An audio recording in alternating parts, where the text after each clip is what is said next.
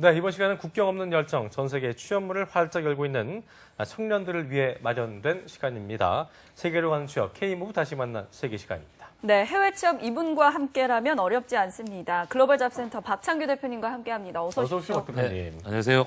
반갑습니다. 네. 자, 한참 이제 장마가 끝나고 더운데요. 여름 휴가 시즌입니다. 어디 갔다 오셨습니까? 네, 지난주 일주일 동안 여름 휴가 다녀왔습니다. 어디 갔다 오셨습니까?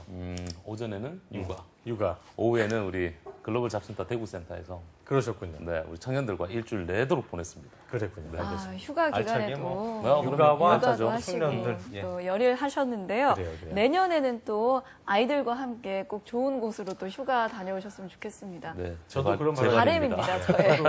저도 육아를 하고 왔기 때문에 아주 마음의 어떤 동지 의식이 드네요. 네네. 알겠습니다. 자, 그리고 오늘도 네. 멋있는 청년 한 분이 저희 스튜디오에 출연해 주셨습니다. 바로 만나보겠습니다. 만나보- 예. 네. 안녕하세요. 안녕하세요. 네, 반갑습니다. 먼저 자기소개 좀 해주시죠. 예. 예, 저는 이제 이번에 캐나다 리버사이드, 캠벨 리버에 있는 리버사이드 카페 레스토랑에 취업한 박상현이라고 합니다. 반갑습니다. 반갑습니다. 네, 상현 씨 해외 취업을 반갑습니다. 일단 예. 먼저 축하드립니다. 네, 감사합니다. 예. 네, 대표님 저희가 스튜디오에서 만난 분들은 보통 거의 대부분이 미국 미국이나 뭐 쪽이었잖아요. 싱가포르 쪽이었는데, 근데 이번에 캐나다는 처음인 것 같은데 그렇죠. 뭐 특징이 있을까요? 캐나다 뭐 제가 방송으로도 많이 안내를 해드렸지만 캐나다 같은 경우는 캐나다 주 정부에서 진행하고 있는 노동시장 영향 평가서 우리가 보통 레버 마켓 임팩트 어세스먼이라고 합니다. LMI 서류를 취득을 하면 취업 비자로 연결이 되는데요. 이 LMI 서류는요. 고용주도 캐나다 정부로부터 이 평가를 받으셔야 되고요. 피고용인 지원자들도 이 평가를 받으셔야 됩니다. 그러면 우리처럼 이런 외국인들이 해당 국가에서 정식적으로 일을 할 수 있는 취업 비자를 발급받을 수가 있고요. 취업 비자를 발급받고 나서 1년 기간이 지나고 나면 캐나다 주 정부 이민이나 연방 이민으로 해서 영주권까지 연결될 수 있는 것이 바로 이 캐나다의 취업의 가장 큰 특징이라고 보실 수가 있습니다. 그렇군요. 네. 캐나다의 고용주의 근로자 모두 이 LMIA, 그쵸? 예. 요 서류가 있어야 되는 건데, 그 후에 영주권 신청에 또 이민까지. 일단 길게 본다면 정말 좋은 기회다 이렇게 볼 수 있을 것 같은데, 일단 한편으로는 좀 미국과 다른 시스템이라고 할 수 있을 것 같습니다. 네, 예. 맞습니다. 자, 그렇다면 상현 씨는 캐나다 보니까 리버사이드 레스토랑에 어떤 직무로 합격하신 거죠? 예, 저는 그 리버사이드 레스토랑 카페에 제가 그 총괄 매니저로 이번에 총괄 매니저? 예, 총괄 매니저로 취업을 하게 됐고요. 그 이렇게 하게 될 수 있었던 계기는 이제 제가 호주에 있었거든요. 그래서 호주에서 레스토랑이랑 카페 이런 데서 제가 슈퍼바이저 매니저 했던 경험이 있어서 이번에 그렇게 도움이 됐었던 것 같습니다. 그렇군요. 지금 말씀하신 대로 상현 씨가 그 한국에 있기 전에 또 호주에서 경력이 생활을 하셨다고 들었는데 예. 호주도 좋잖아요. 거기 왜 쭉 눌러 계시지? 예. 예, 저 몇 가지 큰 이유가 있는데요. 이제 호주 같은 경우에는 제가 원래 처음에 갈 때 유학 후 이민을 생각하고 이제 갔었던 거예요. 유학한 다음에 이민한다고? 네네네. 예. 근데 이제 그 호주 자체가 이제 좀 자국민 보호 정책이 굉장히 심한 나라여서요. 그런 이민까지 가는데 굉장히 어려운 그 허들들이 많이 이렇게 그래요. 놓여 있거든요. 어. 그러다 보니까 저도 이제 거기서 학비며 생활비며 이런 걸 쏟아붓다 보니까 너무 이제 저도 이제 어려움을 많이 느껴서 이제 돌아오게 됐습니다. 영주권까지 취득을 하신 거예요? 아니 취득하기 오전부터. 전에 이제 거기서 실패를 했죠. 그러니까 겉으로 보기에는 되게 쉬울 것 같은데 또 예, 벽이 많았군요. 네. 그랬군요. 예. 들어보니까 애초에 그 한국에서 취업하는 건 전혀 생각을 안 하신 것 같고 아예 이민을 가서 네. 그 해외에서 취업을 하겠다라는 생각을 하셨던 것 같은데 네.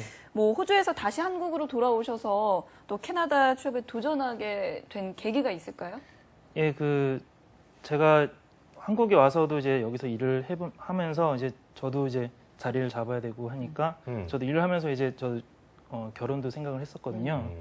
근데 지내다 보니까 이제 아무래도 한국에서의 제가 그런 뭐랄까 그 조건들이 제가 많이 부족한 것 같더라고요. 그러니까 한국형 취업에는 네네, 거기는 좀 많이 부족하다, 부족하죠. 그 호주에서는 얼마 동안 계셨던 거예요? 호주에서는 제가 거의 7년 정도 있었어요. 아, 오래 계셨군요. 예. 그렇군요.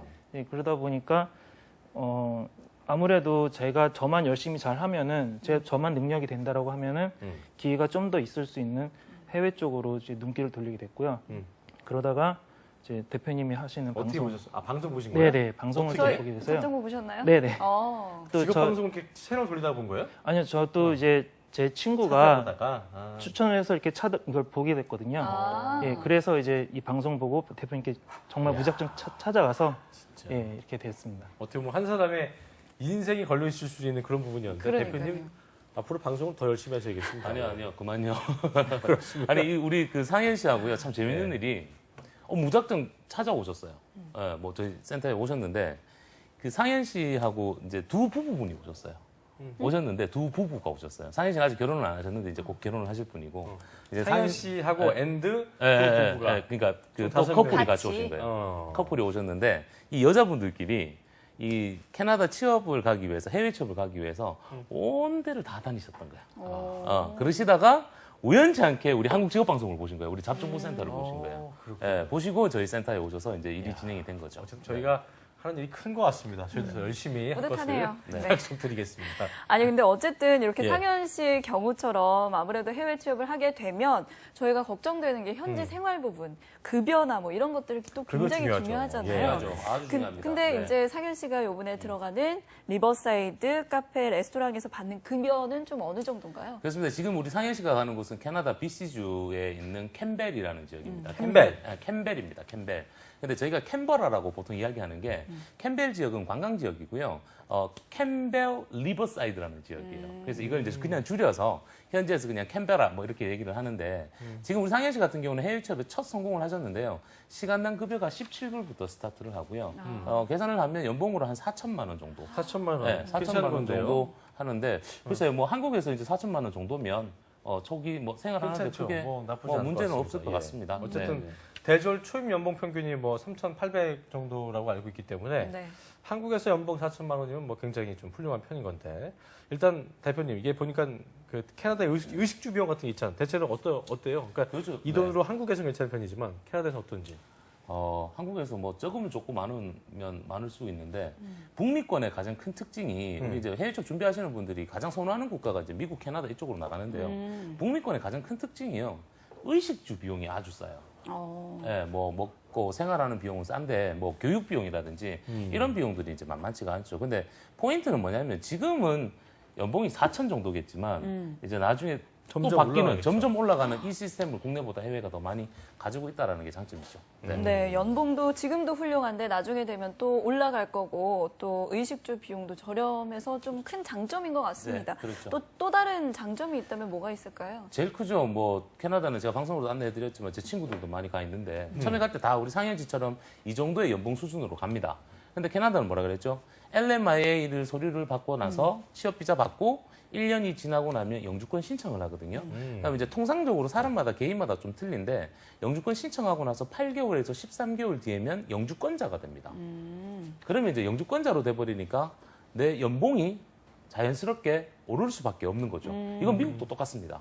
예, 그럼 뭐 지금 제 친구 같은 경우가 한 달에 월 한 18만 불 정도 받으니까 예, 훨씬 이제 틀린 거죠. 근데 그 그러게요. LMIA 그 서류를 승인받는데 어렵나요? 이게 어려워요. 그러니까 지금 우리 캐나다 지원하시는 분이 우리 뭐 상현 씨도 그렇고 이제 한 2주 사이에 한 4-5명 정도가 합격을 하셨는데 고용주 인터뷰 합격하고 나서 이분들이 저한테 대표님 감사합니다. 선생님 감사해요. 그러더라고요. 그래서 제가 스톱.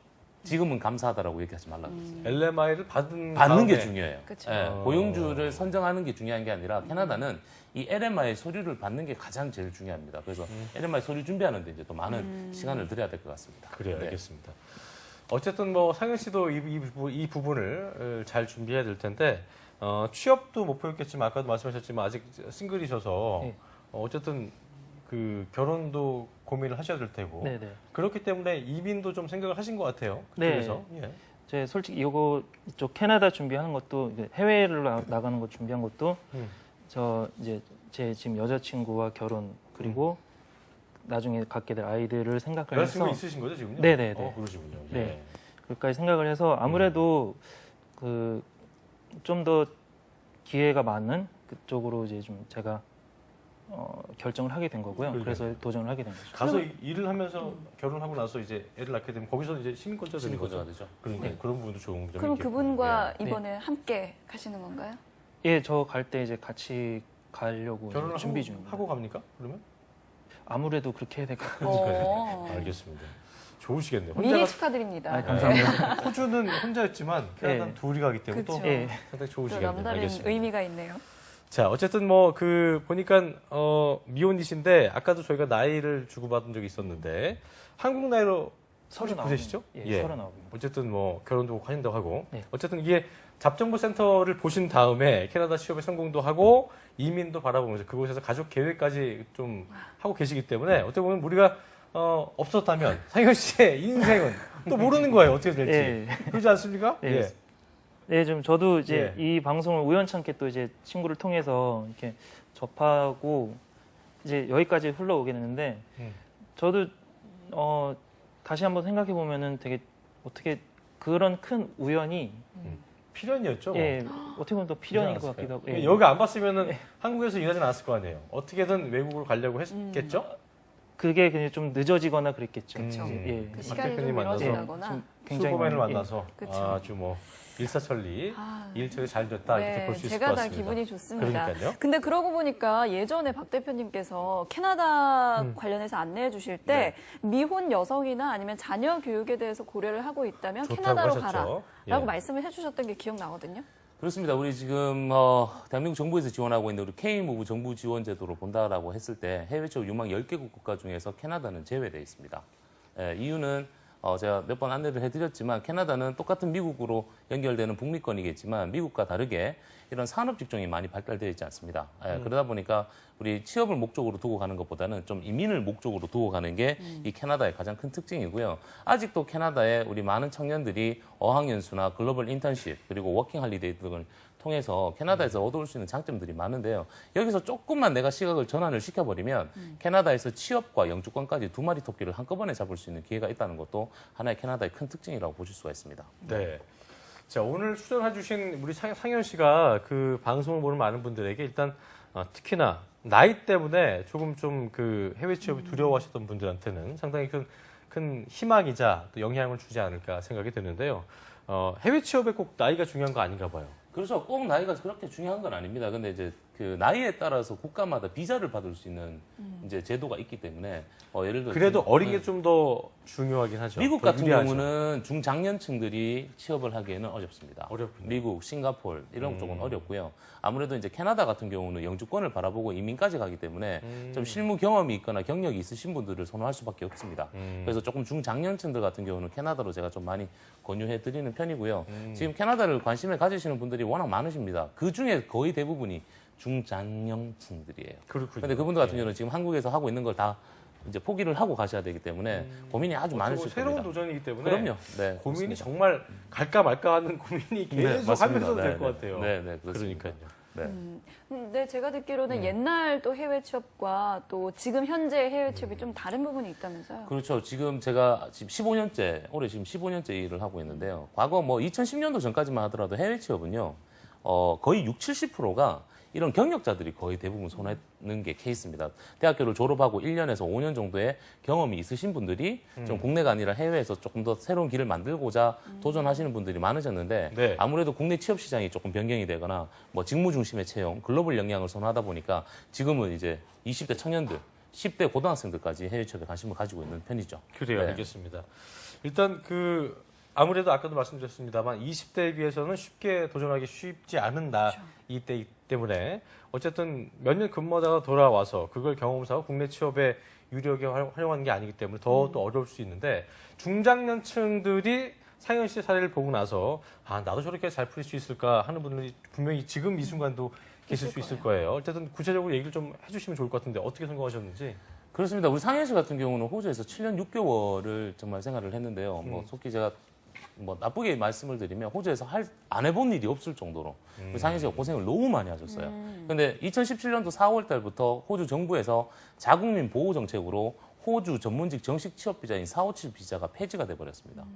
예, 그러다 보니까 상현 씨 같은 케이스가 가장 어떻게 보면 호주에 큰 꿈을 가지고 가셔서 실패했는 그런 케이스라고 보실 수가 있는데요. 뭐 꼭 호주만 바라볼 필요는 없죠. 상현 씨가 가지고 있는 가장 큰 특징은 호주에서 했던 그런 전공은 이쪽이 아닙니다.